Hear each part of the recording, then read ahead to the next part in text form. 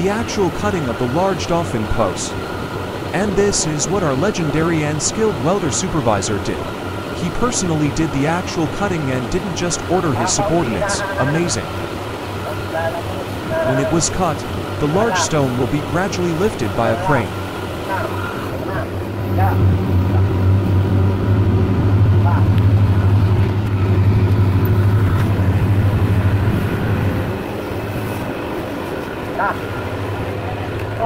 Oh, atras ha?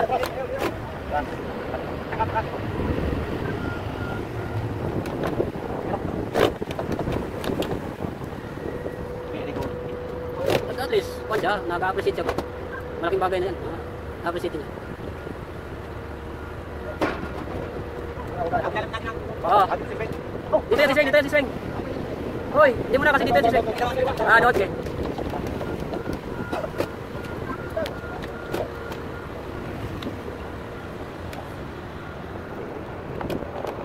Weekly roundup of the best viral moments. Hawak ha?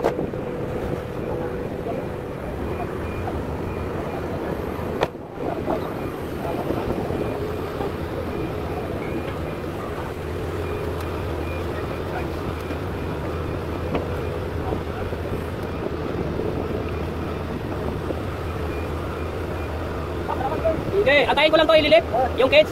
Ay, kukunin namin yung pagkain sa tabi.